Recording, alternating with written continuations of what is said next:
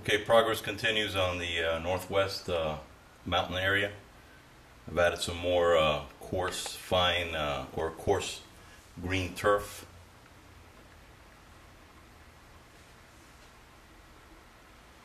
And I have also gave a more natural slope to this area here where the tracks meet the yard or the locomotive shop. I used some sculpt mold, and I also did the same thing on the ravine. Initially the came out too bowlish, so I used sculpt mold to fill in and give it a more natural slope.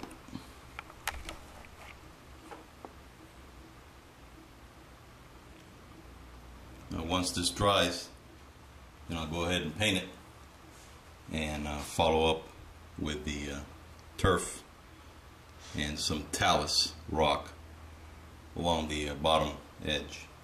Now, this is not a river, this is sort of like a drainage ditch, so it'll look dry with weeds in the bottom once it's completed. Okay, so just continuing on the same process, more of the coarse turf, using medium green, and just apply it in little blotches as it would pop out in nature.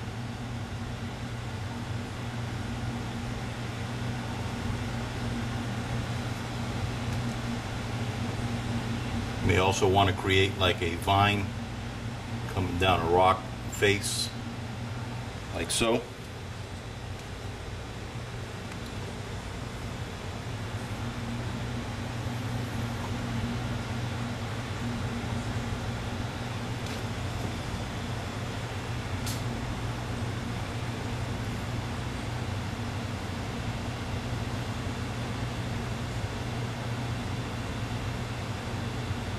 Now, being that this is almost like on a vertical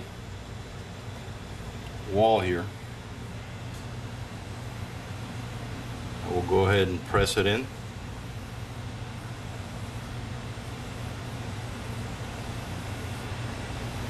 Wet it down.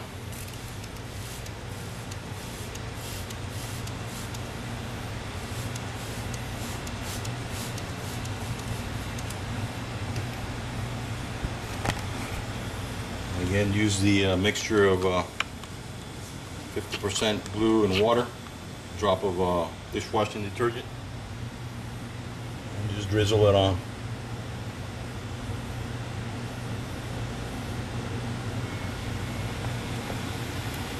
This area here is pretty much has the layer of coarse turf completed. And next I'll come in with some thicker bushes. Okay, here I have some green clump foliage or bushes in a different shade, a little lighter green or olive. Basically, I'll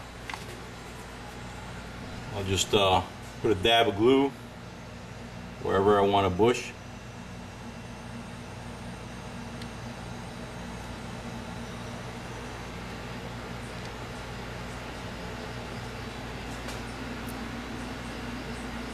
I'll break it down to the size that I'll want and just press it in.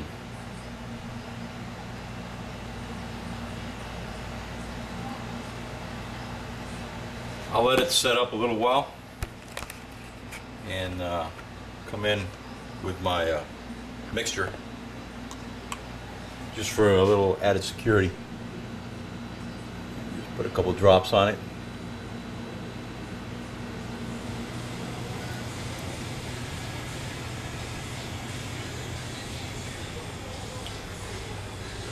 So right now I'm in the process of adding some rocks, which I've done already, in the ravine area, and they're just scattered out.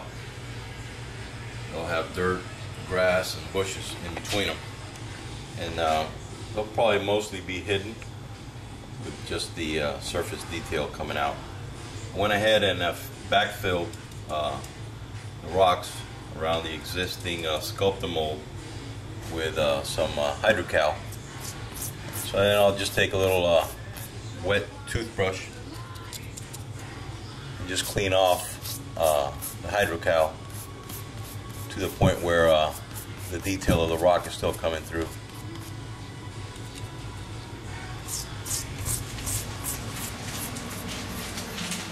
And right now I'm in the process of painting this area here a sandy color, just like I did the top of the mountain. This is just basically latex paint mixed 50-50 with water. And make sure you do not get any of the paint on top of the rock face, because that will ruin the what you're trying to do.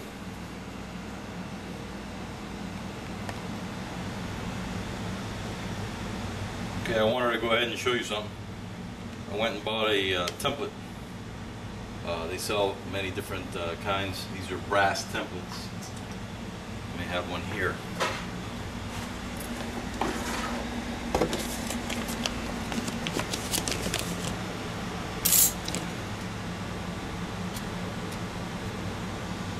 I went ahead and painted the railroad signs on the streets using this template, just taping it down, masking it off, and spraying it. I think it came out pretty nice. After I sprayed it, I went ahead and weathered it up a little bit with some Union Pacific dark gray to make it look a little faded.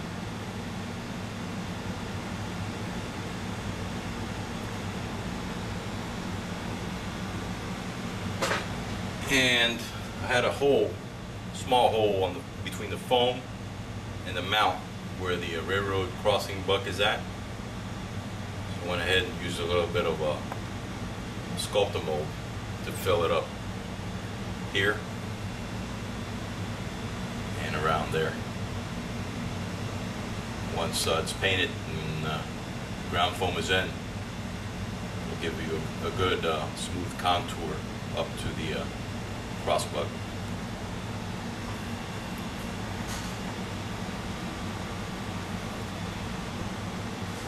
And remember, these roads are just nothing more than the bush asphalt rubber paper, and I just stuck it onto a piece of white styrene,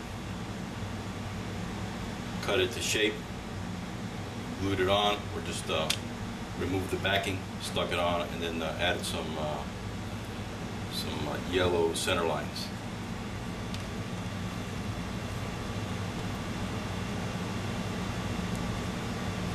And once I have the scenery down, I'll glue the road in place with some latex caulk, and then go ahead and ballast the edge of the roads with some real fine sandy color ballast.